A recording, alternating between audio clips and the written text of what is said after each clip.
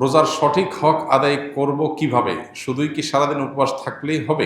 নবী করিম সাল্লাল্লাহু আলাইহি ওয়াসাল্লামের বেশ প্রসিদ্ধ হাদিস আছে এই প্রসঙ্গে। তিনি বলেছেন, রুব্বা সাইমিন লাইসা লাহু মিন সিয়ামিহি ইল্লাল জু'। বহু রোজাদার আছে যাদের রোজার থেকে উপোস থাকা ছাড়া আর কিছু হয় না। রোজা থেকে সিয়াম পালন করে তাদের প্রাপ্তি, তাদের ঝুলিতে, তাদের ভাণ্ডে থাকে শুধুমাত্র উপোস থাকা, এছাড়া আর কিছু তারা পায় না। কত দুর্ভাগ্যের কথা! কষ্ট করে রোজা রাখলাম, কিন্তু উপোস থাকাই হলো, আল্লাহর কাছে কোনো কিছু গেল না। এটা সবচাইতে হতভাগা মানুষদের কথা। এই জন্য রোজা যেন অর্থবহ হয়, সেটা যেন শুধু উপোস থাকা না হয়। সিয়াম যেন আল্লাহর কাছে আমাকে প্রিয় পাত্র করে দেয়, সিয়াম যেন আমাকে জান্নাতের উপযুক্ত করে দেয়, রাইয়ান দিয়ে জান্নাতে প্রবেশ করার উপযুক্ত করে। সেজন্য সিয়াম রেখে আমাদেরকে তাকওয়া চর্চা করতে হবে। নবী করিম সাল্লাল্লাহু আলাইহি ওয়াসাল্লামের আরেকটা হাদিস আছে, তিনি বলেছেন, মাল্লাম ইয়াদা কাওলা যুরি ওয়াল আমাল বিহি ওয়াল জাহল ফালাইসা লিল্লাহি হাজাহ আন ইয়াদা তাআমাহু ওয়া শারাবাহু। যে ব্যক্তি রোজা রেখে অনর্থক অহেতুক কাজকাম ছাড়লো না, এই যে মোবাইল টিপাটিপি, ফেসবুক, ইউটিউবে অহেতুক সময় নষ্ট করা করি, এগুলো যে ছাড়লো না, যে ব্যক্তি মিথ্যা কথা বলা ছাড়লো না, মিথ্যা কাজ ছাড়লো না, আবার রোজা রাখলো, এই ব্যক্তির এই উপোস থাকায় আল্লাহর কোনো ঠেকা পড়ে নাই। এই জন্য রোজা রেখে কোনো প্রকার গুনাহ না করা, বিশেষ করে চোখের গুনাহ, মুখের গুনাহ এবং সময় নষ্ট না করা, মিথ্যা, প্রতারণা, এসব কিছু না করা, এটা হলো রোজার অন্তর্নিহিত শক্তি। রোজার স্ট্রাকচারটা তো দাঁড়ায় যাবে, আমরা সাহারি খেলাম, সারাদিন কিছু না খেলাম, ইফতারিতে খেলাম, বাস পানাহার বর্জন করলাম, আমার রোজা দাঁড়ায় গেল। কিন্তু এই রোজা, এটার যে প্রাণ, সেটা আসার জন্য এই রোজা রেখে কোনো প্রকার সিয়াম পালন করে কোনো প্রকার গুনাহ থেকে আমাকে বেঁচে থাকার চেষ্টা করতে হবে, তাহলে সেটা অর্থবহ হবে। আল্লাহ আমাদের সবাইকে সেই তৌফিক দান করুন। এই চ্যালেঞ্জটাতে আল্লাহ তাআলা আমাদের সবাইকে বিজয়ী হওয়ার তৌফিক দান করুন। ব্যবসার ক্ষেত্রে কোন কোন দিকগুলো মেনে চললে আখিরাতেও তার ফলাফল পাবো? রাসূল করিম সাল্লাল্লাহু আলাইহি ওয়াসাল্লামের সাথে সাহাবীদের, রাসূল করিম সাল্লাল্লাহু আলাইহি ওয়াসাল্লাম এবং সাহাবীদের ব্যবসার বৈশিষ্ট্য কেমন ছিল? বিশেষ দ্রষ্টব্য, ইন্টার দ্বিতীয় বর্ষের ব্যবসায় শিক্ষা বিভাগের ছাত্র আমি। পরিকল্পনা, উদ্যোক্তা হওয়া। যারা তরুণ আছেন, মাশাআল্লাহ, উদ্যোক্তা হওয়ার প্ল্যান করছেন, তারা খুবই সাধুবাদ পাওয়ার মতো একটা কাজ করছেন। উদ্যোক্তা হওয়ার পরিকল্পনা করেন। ইহুদিরা উদ্যোক্তা সবাই, তারা গোটা দুনিয়া কন্ট্রোল করছে। পৃথিবী পলিটিশিয়ানরা কন্ট্রোল করে না, পৃথিবী এন্টারপ্রেনাররা কন্ট্রোল করে। পৃথিবীর রাজনীতিবিদদের হাতে নাই, পৃথিবী যতটা হাতে আছে কাদের? উদ্যোক্তাদের, ব্যবসায়ীদের। এই জন্য মুসলমান তরুণ ব্যবসা করবার, উদ্যোক্তা হয়ে ওঠার মানসিকতা লালন করতে হবে। ব্যবসা অবশ্য এক জিনিস, উদ্যোক্তা আরেক জিনিস। সৃষ্টিশীল কোনো কাজ, কোনো সম্ভাবনার নতুন দুয়ার খোলা, কোনো সংকট দূর করার কোনো উদ্যোগ গ্রহণ করা, এটাই তো উদ্যোক্তা হওয়া। অতএব এটা প্রশংসনীয়, কিন্তু উদ্যোক্তা হতে গেলে এই পথটা মসৃণ না। ধরা খাওয়ার আশঙ্কা থাকে, লুজার হওয়ার আশঙ্কা থাকে, চাপ তৈরি হয়। আর বিশেষ করে আমাদের মতো দুর্নীতি এবং অনিয়মে ভরা সমাজে যদি কেউ উদ্যোক্তা হতে চায়, সে সৎ পথে উদ্যোক্তা হওয়া তার জন্য কঠিন। একই কাজ অন্যরা করবে 2 নম্বর পথে, সেটা তাদের জন্য অনেক ইজি হবে। আপনি করবেন সঠিক পথে, আপনার জন্য কঠিন হবে। এগুলো মাথায় রাখতে হবে। এই জন্য ট্রেনিংয়ের কোনো বিকল্প নেই।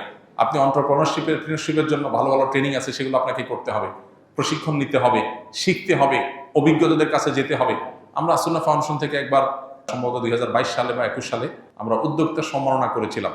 সারা দেশ থেকে অনেকগুলো উদ্যোগকে বেছে নিয়ে যারা দিন পালন করে আবার উদ্যোক্তা হয়ে ওঠার চেষ্টা করছেন, তাদেরকে আমরা অ্যাওয়ার্ড দিয়েছিলাম। আলহামদুলিল্লাহ, আরো অনেকে এটা নিয়ে কাজ করছেন। অতএব যারা এগুলো নিয়ে কাজ করছেন, তাদের সাথে লিঙ্ক হয়ে, তাদের সাথে যোগাযোগ করে, বুঝে শুনে তারপরে পা ফেলেন।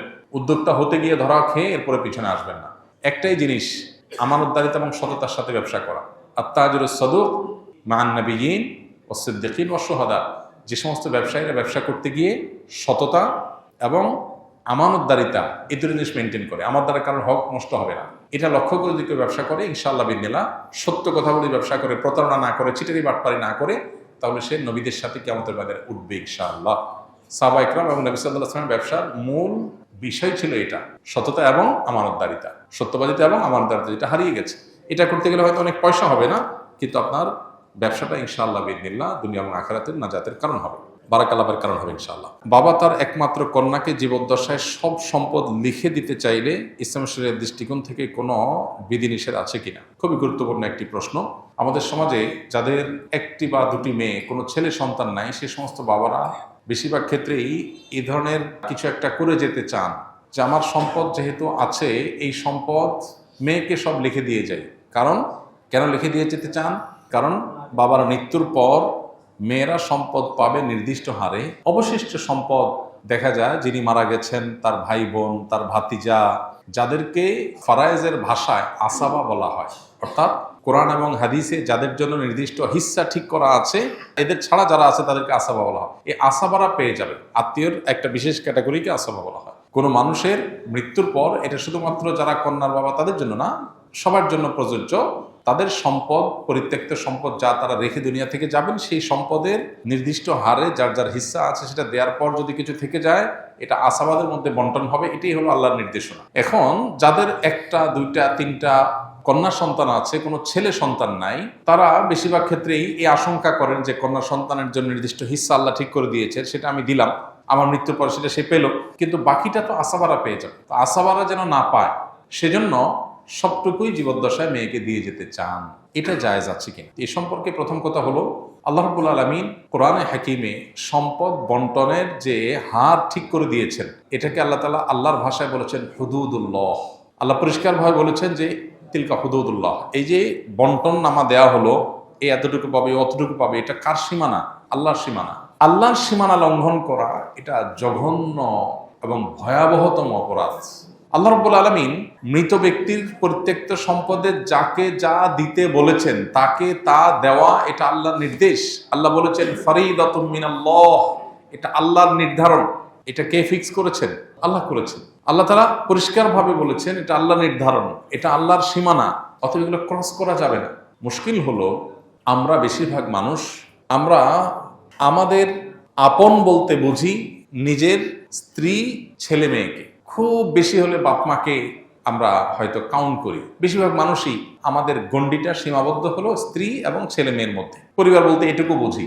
আমরা হয়তো সাময়িক বিভিন্ন পরিবেশ পরিস্থিতিতে বিভিন্নভাবে প্রভাবিত হই। কিয়ামত পর্যন্ত আগত সকল সমাজের সকল মানুষের জন্য আল্লাহর বিধান প্রযোজ্য এবং ইনসাফপূর্ণ এবং সবচেয়ে ন্যায্য। আমরা মনে করি যে আমার জীবদ্দশায় সব মেয়েকে বা ছেলেকে বা যাকে আমি মনে করি আপন তাকে দিয়ে গেলে বোধহয় কল্যাণ হবে।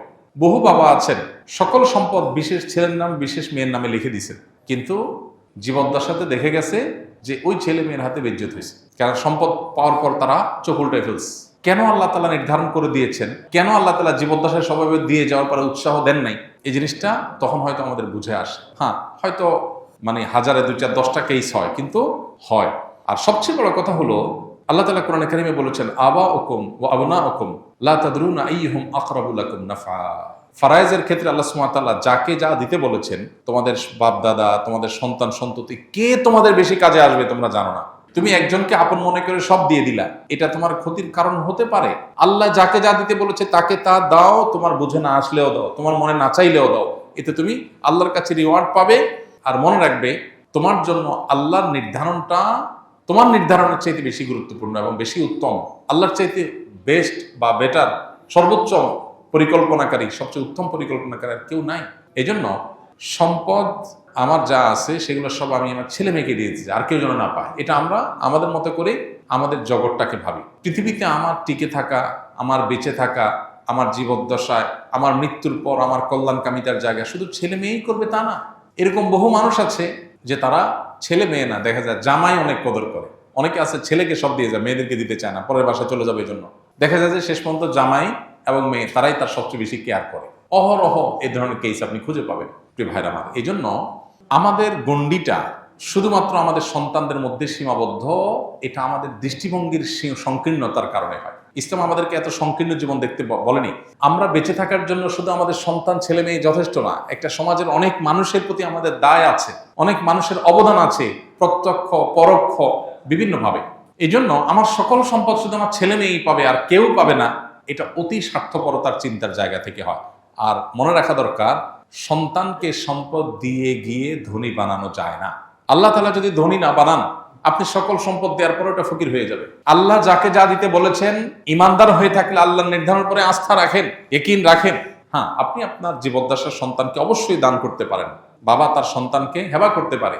আপনার 2টা বা 3টা সন্তান হয়েছে, আপনি তাদেরকে সম্পদের থেকে যা খুশি তা দিতে পারেন, কিন্তু যা দিবেন সমান হারে দিবেন। যে কয়জন আছে দেন, কিন্তু সব দিয়ে যাবেন, একটু রেখে যাবেন না। কেন? কারণ রেখে গেলে অন্যরা ভাগ পাবে, সেজন্য। তাহলে অন্যকে বঞ্চিত করার জন্য সন্তানকে দিয়ে বড়লোক করে দিতে চাইছেন, এই বড়লোকই তার কাজে আসবে না বা এই বড়লোকই টিকবে না। এই জন্য এই অ্যাপ্রোচ বা এই উদ্যোগটা প্রশংসনীয় কোনো উদ্যোগ নয়। হ্যাঁ, আপনার যদি মনে হয় আমার মৃত্যুর পর আমার মেয়ে বিপদে পড়তে পারে, অন্যরা তাকে না দিতে পারে, তাহলে আপনি তাকে পর্যাপ্ত দেন, কিন্তু কিছু রাখেন যে মৃত্যুর পর সেগুলো যেন বন্টন অন্তত হতে পারে। কিছুই রাখবেন না, এটা আপনার নিজের জন্য ক্ষতিকর, আর এটা শরিয়ার নির্দেশনাও না। আল্লাহ তাআলা কোরআনে কারিমে বলেছেন, ফাইন কুন্না নিসাআন ফাওকা ইসনাতাইনি ফালাহুন্না সুলুসা মা তারাক ওয়া ইন কানাত ওয়াহিদা ফালাহান নিসফ। দুই বা দুইয়ের অধিক কন্যা সন্তান যদি কারোর থাকে, তাহলে তার মৃত্যুর পর তার সম্পদে যদি কোনো ছেলে না থাকে, শুধু কন্যাই থাকে দুই বা দুইয়ের অধিক, তাহলে তারা পাবে টোটাল সম্পদের 2/3, 3/2 আর যদি একটি কন্যা সন্তান থাকে তাহলে টোটাল সম্পদের 50%, হাফ, অর্ধেক পেয়ে যাবে। আর বাকিটা আসাবা হিসাবে যারা যারা আছে সবার মধ্যে বন্টন হবে। অতএব আপনার যদি মনে হয় যে না, জীবদ্দশায় আমার বেশ কিছু দিয়ে যাওয়া উচিত, তার তেমন কিছু নাই, আপনি দেন, কিন্তু কিছু রাখেন অন্তত বন্টনের জন্য। অন্যদেরকে বঞ্চিত করে ফেলে সন্তানকে ধনী বানানোর চিন্তা প্রশংসনীয় চিন্তা নয়। আস-সুন্নাহ ফাউন্ডেশন, উম্মার স্বার্থে সুন্নাহর সাথে।